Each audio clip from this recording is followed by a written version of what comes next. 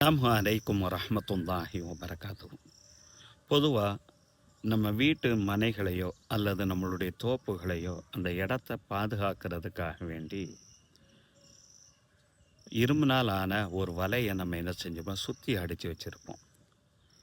சில சமயங்களில் அந்த வலைகளில் ஏதாவது ஒரு உயிரினம், அது பூனையாக இருக்கலாம் அல்லது நாயாக இருக்கலாம், சில சமயம் ஆடு மாடுகள் கூட அதில் மாட்டிக்கிடும்.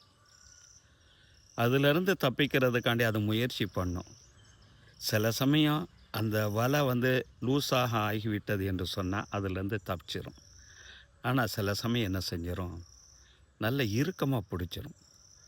அந்த நேரத்தில் ஏதாவது ஒரு உதவியாளர் இருந்து அதை பார்த்து அதை நீக்கி விட்டால் மட்டும்தான் அதெல்லாம் உயிர் பிழைக்க முடியும். இந்த மாதிரி ஒன்று சூழ்நிலையை நம்ம கண்கூடாக நம்ம பார்த்துக்கிட்டு தான் இருப்போம். இப்படிப்பட்ட ஒரு உதாரணத்தை நபி ஸல்லல்லாஹு அலைஹி வஸல்லம் அவர்கள் ஒரு நபர்களுக்கு சொல்கிறாங்க. நபித்தோழர் அபூ ஹுரைரா ரலியல்லாஹு அன்ஹு அவர்கள் இந்த ஹதீஸ் அறிவிப்பாங்க. இந்த ஹதீஸ் சஹீஹுல் புகாரி முஸ்லிமில் பதிவு செய்யப்பட்டிருக்கும். வரப ரசூலுல்லாஹி ஸல்லல்லாஹு அலைஹி வஸல்லம் மஸலல் பஹீலி வல் முத்தசத்திகி. நபி ஸல்லல்லாஹு அலைஹி வஸல்லம் அவர்கள் ஒரு கஞ்சனுக்கும் தானம் தர்மம் செய்யக்கூடிய அந்த நபருக்கும் உதாரணம் விட்டாங்க. 2 நபர்கள், அவங்க உடம்புல இது போல் உண்டான இரும்பினாலான வலைகள் இருக்குது. ஒரு கஞ்சன் எதுக்குமே செலவு செய்யக்கூடாதுங்கிறதுக்காக வேண்டி எல்லா விதமான பணத்தையும் சேகரிக்க நினைக்கிறான்.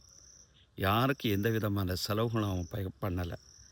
அதனால் அவனுக்கு வாழ்க்கையில் ஒரு விதமான சோதனைகளும் கஷ்டங்களும் நஷ்டங்களும் வரக்கூடிய நேரத்தில், அது பிரச்சனைகள் வரக்கூடிய நேரத்தில் அந்த இரும்பினாலான அந்த அங்கிகள் அவனை நெருக்கிக்கிட்டே வருது.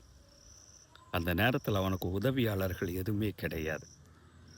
உண்மையிலே அந்த கஞ்சன் அந்த நேரத்தில் தான தர்மங்கள் பண்ணி அதன் மூலமாக அவன் என்ன செஞ்சிருந்தான்னு சொன்னால், ஏதாவது ஒரு வகையில் நல்ல வழியில் செலவு செய்திருந்தான் என்று சொன்னால், அந்த தான தர்மங்களை பெற்ற அந்த நபர்களுடைய அந்த பிரார்த்தனைகள் அந்த கஷ்டமான அந்த காலத்தில் இருக்கக்கூடிய அந்த காலகட்டங்களில் அவனை நிவர்த்தி பண்ணி அதை விட்டு கஷ்டத்தை விட்டு வெளியாக்குண்டான வழிவகைகளை செய்யும்.